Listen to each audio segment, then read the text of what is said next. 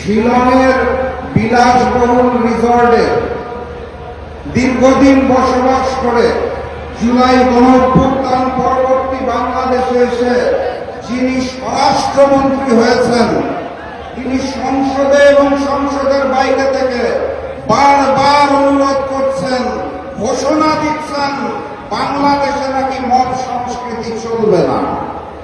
দুঃখের বিষয়, তার নিজের দলের নেতাকর্মীরাই তার কথা শুনেন না। গতকালকে দেখলাম ঢাকা বিশ্ববিদ্যালয়ে শাহবাগে থানার মধ্যে ডাকসু নেতৃবৃন্দ, শিবির নেতৃবৃন্দ, এমনকি সাংবাদিকদের উপরে রাষ্ট্রীয় হামলা এবং রাষ্ট্রীয় মব করা হয়েছে।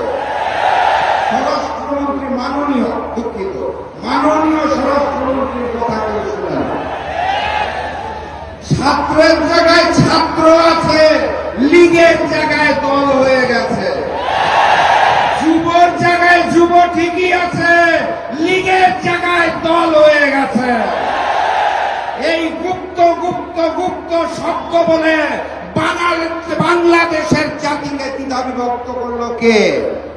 আমি জানতে চাই, কে সেই ব্যক্তি যিনি গুপ্ত গুপ্ত বলে আমাদের মধ্যে দ্বিধা ছড়িয়ে দিল? পূর্ববর্তী জালেম ওই রাজাকার ন্যারেটিভ সৃষ্টি করে এখন কিন্তু ভারতে পালিয়ে গেছে। এই গুপ্ত ন্যারেটিভ সৃষ্টি করে রক্ষা পাওয়া যাবে না।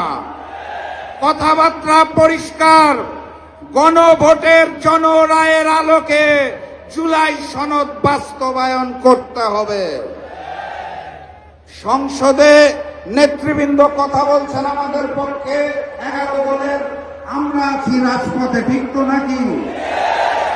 যদি না হয় সংসদে, সমাধান হবে রাজপথে।